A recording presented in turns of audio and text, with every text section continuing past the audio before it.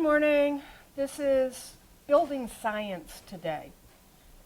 And your presenters today are me. I'm Laurel Kohl. I think you know me from the Institute for Sustainable Energy at Eastern Connecticut State University. Among other things, and my qualifications for being in front of you is I'm a lead green associate. We'll talk a little bit more about LEED while we're talking about the program, but I also do energy education, so I'm that interesting intermingling of where the science meets the K-12 education and a translator. So I'm not a super duper expert on the science side. For that, we've got Linda Reeder. Please introduce yourself. Right. I am Linda Reeder. I teach in the construction management program at Central Connecticut State, and I'm an architect. And I'm a LEED accredited professional, Green Globes professional, and I've written a lot about different green building stuff. It's a big interest of mine, which is why Laurel's concerned that I'll bore you. Not bore, but there's this balance. There's the science, and there's really, my goal is to inform you about the information that goes on behind this. And will it all be at a level that you could use with an elementary group? No, it isn't. But it's for your information and your education of, wow, there's a lot going on in this out here. And how do I pull those pieces out to use them at whatever level you're teaching at, or for your own information? So this has that lovely crossover. So we're going to try to keep your head spinning, but give you good things that you can do tomorrow in a class. See if we can meet the middle of that one. And to that end, feel free to interject or tell me to move on or whatever. Give me feedback during the presentation if you want to know less or more. All right. We're going to be talking about when you talk about green building, it kind of breaks into like 5 categories, and we're going to be going through each category. I will be showing you some slides to kind of introduce topics and give you some background information, but we're also going to have some hands-on activities, and we're going to do some walking around campus, and also have time for breakout groups, well, probably group, when you can just get together and share ideas for how to bring some of these things into the classroom. So I thought I'd start by defining what do we mean by sustainable? Have you guys heard this in other groups? Okay, so I won't dwell on it then. You've seen the 3-legged stool idea, triple bottom line? No, not everybody. So basically, sustainability considers the environment, but it also looks at social and economic issues, and it needs to have all 3. Because, if you have a 2-legged stool, you don't really have a stool at all. So just to balance, everything has to be balanced and take all those 3, the environmental, social, and economic elements into account in order for it to be considered sustainable. So when we're applying this concept to buildings, you ask, well, what makes a building green? And so that brings us back to kind of these 5 main categories that we're going to talk about today. The building site, energy efficiency, water efficiency, materials, and indoor environmental quality. And we're going to go through and talk about each of those in a little more depth today. So let's start with a pop quiz. What % of energy consumed in the U.S. is consumed by buildings? Any guesses? 70%? That's a very good guess for electricity. So this is, if you look, the green block is residential and the blue is commercial buildings.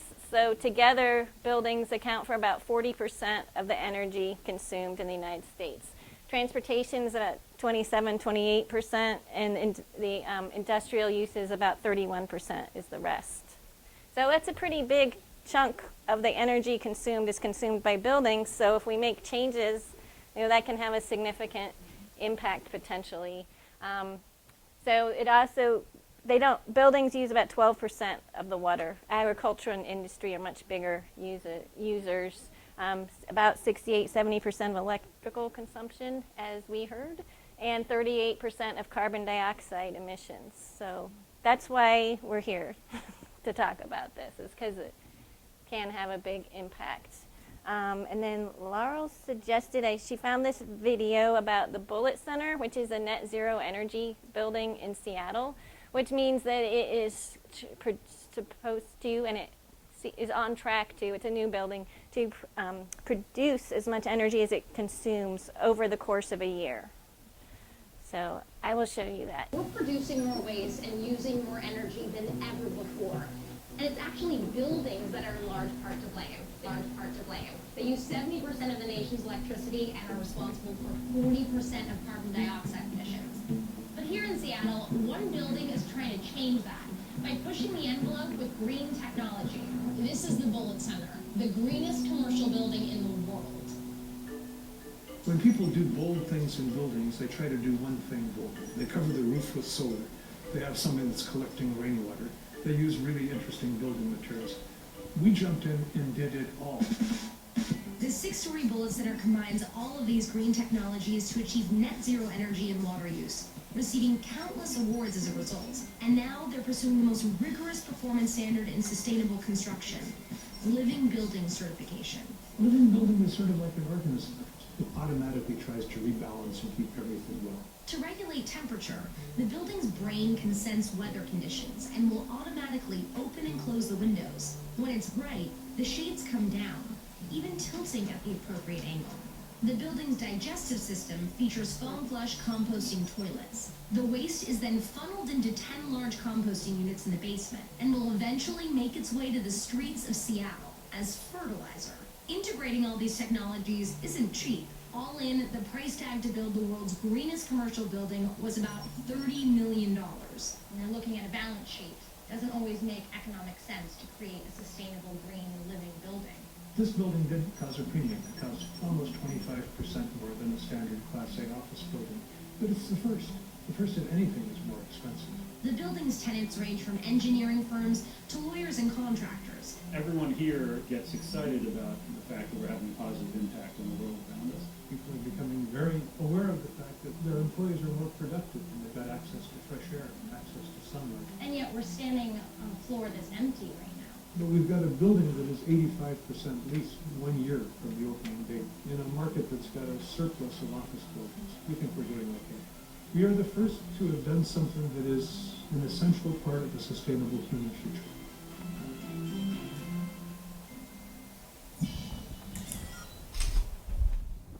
And so this is like an extremely sustainable building. Oops. It's it's LEED Platinum, but it's also trying to be like, there's another rating system called the Living Building Challenge where they try to be like, I describe what net zero is, but they also are trying to not use like net zero water and other things. So it's a pretty challenging thing, and I think it's actually drawn people. A lot of the tenants there, I had the opportunity to visit it in early June, and tenants there, like the Living Building Challenge has their office space there. So they had kind of attracted tenants that had an interest in that. And because occupant behavior has a big impact, you can design and build this very efficient building, but if people use it in a way that's not efficient, it won't perform that way. And so in their leases, I mean, they have to be committed, because in their leases it says, you know, you have to meet these energy targets.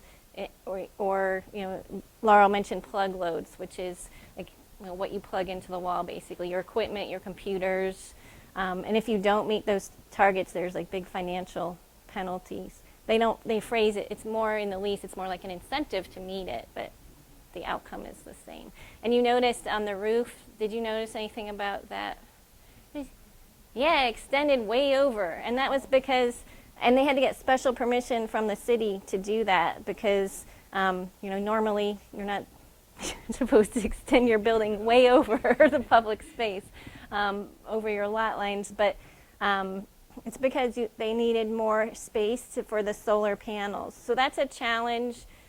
As buildings get taller, you know, the roof area is smaller, and there's less space to put solar, which is how most of these buildings generate big power that offsets their use, so it can be challenging. But there are bigger buildings. There's like a 220,000 square foot building in Colorado that the National NREL, National Renewable Energy Labs did, but it's only 2-story. It's like big footprint, so they can get all the solar. But so then we say, well, so that looks like a really green building, but is it really green? Has anyone here heard the term greenwashing? So greenwashing is basically people saying their buildings or their products or whatever is green because there's a big market demand for green things right now. But what, is it enough for somebody tells you it's green? It's probably better if you get somebody to verify it. And so that's one thing that these rating systems do, like LEED does, is it's a third party who doesn't have any financial incentive to say your building meets certain requirements or guidelines. So it can help prevent unfounded claims. And there's also rating systems and certification programs for building products and materials to also do that. It also says, like, how green is it? Like that Bullitt Center that we just saw was LEED Platinum. So we know that's more green than the Barnard School, sorry. So it kind of helps measure and verify these claims. So no more greenwashing if you have these rating systems. So yeah, this is kind of reinforcing that. Like, so when you buy a car, you say, am I going to get 42 miles per the gallon or am I going to get 12 miles per gallon? So if these different rating systems are employed or other metrics to kind of measure or verify how sustainable or energy efficient a building is, it can give consumers or others, users, a metric for evaluating the sustainability. And LEED is probably the rating system we hear most about. Although you've all probably heard about Energy Star, you probably own some Energy Star appliances or other products. They also label buildings. Did you guys know that? Yeah. So, and they're performance-based. So LEED, you do models. Laurel was talking about energy models. They're computer simulations. It says, based on this design, we think the building will use this much energy. And based on that, they get a plaque on their wall. It says they're gold or whatever. Whereas Energy Star, they don't give the plaque until they've been operating, the building's been operating and occupied for a year, and then they have to submit information about their utility data and say, yeah, we really did perform this way. We didn't just think we were going to perform this way. A difference is Energy Star is really focused on energy. It also looks at indoor air quality because they don't want to save energy by having poor ventilation or poor air. But it's LEED covers, and these other ones cover a broader array of things. And it's basically all the categories that we're going to talk about today are covered in everything except Energy Star that you see up there. Okay, so now we're going to have Laurel